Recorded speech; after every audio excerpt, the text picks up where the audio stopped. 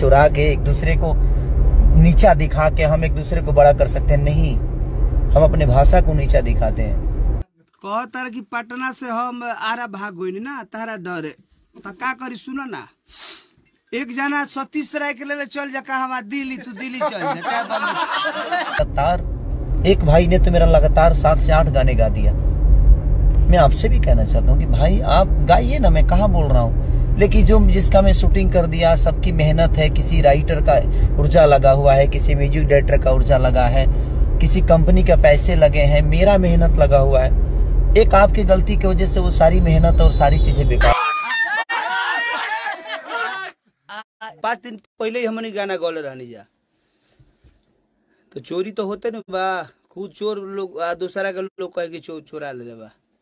खैर मार्केट जाना था दुनिया जाना था। तो मत करिए आप लोग ऐसा, मैं रिक्वेस्ट कर रहा हूँ ना। तो तू हमरा मुंह मांगुरी करब, कहिया हम बर्दाश्त करे, बताओ ना तू लोग। हम इंसाने नु ही भगवान।